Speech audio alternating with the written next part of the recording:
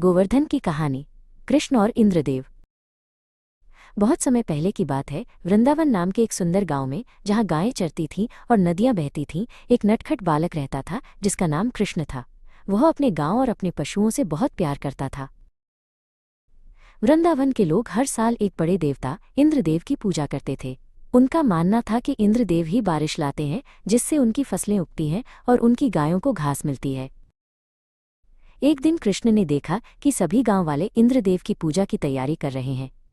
उन्होंने अपने पिता नंदा बाबा से पूछा, पिताजी, हम इंद्रदेव की पूजा क्यों करते हैं?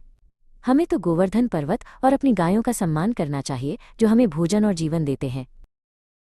नंदा बाबा और गांव के अन्य लोग कृष्ण की बातों से प्रभावित हुए। कृष्ण ने समझाया कि गोवर्धन पर्वत उन्हें घास, औषधियां और पानी देता है और गायें उन्हें दूध देती हैं। यही उनके जीवन का आधार है। कृष्ण की बात मानकर गांव वालों ने इंद्रदेव की पूजा छोड़ दी और गोवर्धन पर्वत की पूजा करने का फैसला किया।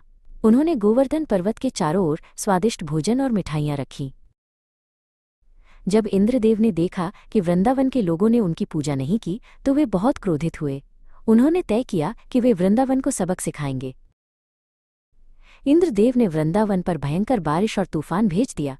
बिजली कड़कने लगी और पानी हर जगह भरने लगा। गांव वाले डर गए और कृष्ण के पास मदद के लिए भागे। कृष्ण ने गांव वालों को दिलासा दिया और कहा, डरो मत, गोवर्धन पर्वत हमारी रक्षा करेगा। उन्होंने अपनी छोटी उंगली पर पूरे गोवर्धन पर्वत को उठा लिया, जैसे वो कोई खिलौना हो।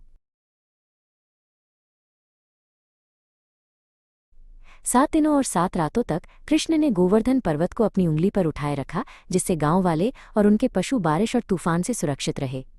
इंद्रदेव ने देखा कि उनका क्रोध व्यर्थ था और कृष्ण की शक्ति के आगे उनकी एक न चली।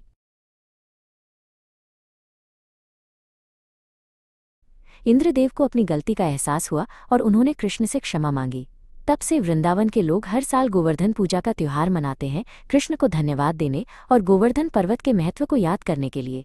ये त्योहार हमें सिखाता है कि हमें प्रकृति और अपने पशुओं का सम्मान करना चाहिए।